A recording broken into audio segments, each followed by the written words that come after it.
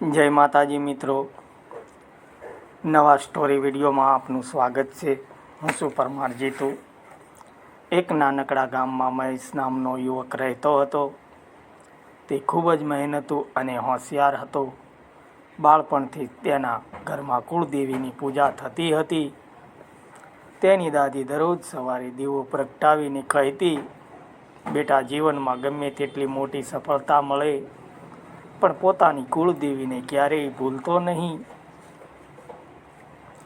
જે મૂળને ભૂલી જાય તે એક દિવસ પોતાના અસ્તિત્વને પણ ગુમાવી દેશે।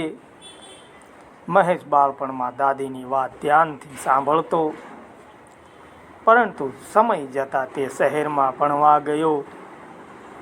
ત્યાં તેને સારી નોકરી મળી। થોડા દિવસોમાં તે ખૂબ જ ધનિક બની ગયો। મોટું ઘર, ગાડી, નામ અને પ્રતિષ્ઠા બધું જ તેને મળી ગયું। ધીમે ધીમે મહેશને લાગવા લાગ્યું કે તેની સફળતા માત્ર તેની મહેનતનું પરિણામ છે। હવે તેને ગામ, પરિવાર અને કુળદેવીની યાદ ઓછી આવવા લાગી। પહેલાં જે દર વર્ષે કુળદેવીના મંદિરે જતો અને તે હવે વર્ષો સુધી ગયો નહીં। એક દિવસ તેની માતાએ ફોન કરીને કહ્યું, બેટા, આ વખતે કુળદેવીના મંદિરે દર્શન કરવા આવજે। મિત્રો, વિડીયો સારો લાગે તો લાઈક, કમેન્ટ, શેર કરવાનું ભૂલતા નહીં। મિત્રો, મહેશે જવાબ આપ્યો, મમ્મી, મારી પાસે સમય નથી। આ બધું જૂની માન્યતાઓ છે। હવે હું મારા કામમાં ખૂબ જ વ્યસ્ત છું। માતાને દુઃખ થયું, પણ તેણે વધુ કંઈ ન કહ્યું। સમય પસાર થતો ગયો। એક દિવસ મહેશના વ્યવસાયમાં અચાનક નુકસાન થવાનું શરૂ થયું। જે લોકો તેના વખાણ કરતા હતા તેઓ જ તેની પાછળ વાતો કરવા લાગ્યા। તેના વિશ્વાસનો સાથીઓએ પણ દગો આપ્યો। થોડા જ મહિનામાં તેની સ્થિતિ ખરાબ થવા લાગી। મહેશે અનેક પ્રયત્નો કર્યા, પરંતુ કોઈ રસ્તો દેખાયો નહીં। રાત્રે ઊંઘ આવતી નહોતી। મનમાં ચિંતા અને ભય વધતો ગયો। એક રાત્રે તે ખૂબ વ્યથિત હતો। ત્યારે તેને પોતાની દાદીની વાત યાદ આવી, જીવનમાં ગમે તેટલી મોટી સફળતા મળે પણ પોતાની કુળદેવીને ક્યારેય ભૂલતો નહીં। બીજા જ દિવસે તે ગામ ગયો।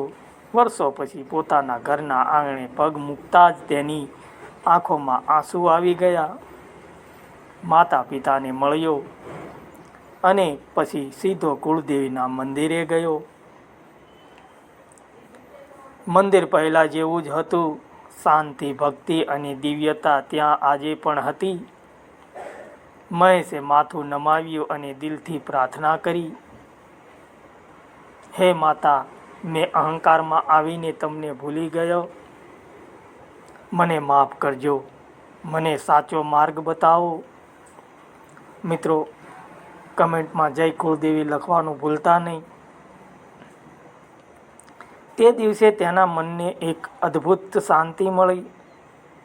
સમસ્યાઓ તરત જ દૂર થઈ ગઈ, પરંતુ તેના અંદર હિંમત આવી ગઈ। તેણે ફરીથી મહેનત શરૂ કરી। આ વખતે તે અહંકાર વગર કામ કરતો હતો। થોડા મહિનાઓ પછી તેના જીવનમાં ફરી સુધારો આવવા લાગ્યો। ધંધો ધીમે ધીમે આગળ વધ્યો। નવા લોકો મળ્યા, નવા અવસર મળ્યા અને તેનું જીવન ફરી પાટા પર આવી ગયું। એક દિવસ મહેશે પોતાના દીકરાને સાથે લઈને કુળદેવીના મંદિરે દર્શન કરવા ગયો। ત્યાં તેણે દીકરાને કહ્યું, બેટા, જીવનમાં સફળતા મેળવવી સારી વાત છે, પૈસા કમાવા પણ જરૂરી છે, પરંતુ જે શક્તિ આપણને આશીર્વાદ આપે છે, જે સંસ્કાર આપણને મળ્યા છે અને જે આપણા પરિવારની ઓળખ છે, તેને ક્યારેય ભૂલવી નહીં। પોતાના કુળદેવીનું સ્મરણ હંમેશા રાખવું. દીકરાએ પૂછ્યું, પપ્પા, જો કોઈ કુળદેવીને ભૂલી જાય તો શું થાય? મિત્રો, મહેશ હસ્યો અને બોલ્યો, માતા ક્યારેય પોતાના સંતાનોને ત્યાગ કરતી નથી, પરંતુ જ્યારે આપણે આપણા મૂળને ભૂલી જઈએ છીએ ત્યારે જીવનમાં ખાલીપણું આવી જાય છે. કુળદેવીનું સ્મરણ આપણને નમ્રતા, વિશ્વાસ અને સાચા માર્ગ પર ચાલવાની પ્રેરણા આપે છે. તે દિવસથી પછી મહેશે નક્કી કર્યું કે ગમે તેટલી વ્યસ્તતા હોય, દર વર્ષે કુળદેવીના દર્શન કરવા જશે અને પોતાના પરિવારને પણ આ પરંપરા સાથે જોડીને રાખશે. મિત્રો, લાઈક, કમેન્ટ, શેર કરતા રહેજો. નવા સ્ટોરી વિડીયોમાં તમારું સ્વાગત છે. જીવનમાં ધન, દોલત, સફળતા અને પ્રતિષ્ઠા બધું મળી શકે છે, પરંતુ પોતાના સંસ્કાર, પોતાના મૂળ અને પોતાની કુળદેવીને ક્યારેય ભૂલવા જોઈએ નહીં. કારણ કે વૃક્ષ જેટલું ઊંચું વધે તેટલું જ તેનું મૂળ મજબૂત હોવું જરૂરી છે. જે પોતાના મૂળ સાથે જોડાયેલા રહે છે તે જીવનની દરેક પરિસ્થિતિમાં મજબૂત રહે છે. મિત્રો, લાઈક, કમેન્ટ, શેર કરતા રહેજો. નવા સ્ટોરી વિડીયોમાં સ્વાગત છે. મિત્રો, ચેનલને સબસ્ક્રાઈબ કરવાનું ભૂલતા નહીં. જીવનમાં ગમે તે થઈ જાય પણ પોતાના કુળદેવીને ક્યારેય ભૂલતા નહીં. જય માતાજી. મિત્રો, વિડીયો સારો લાગ્યો હોય તો લાઈક, કમેન્ટ, શેર કરતા રહેજો. જય માતાજી. મળીશું બીજા વિડીયોમાં. ત્યાં સુધી સૌને જય માતાજી, જય કુળદેવી, જય માતાજી.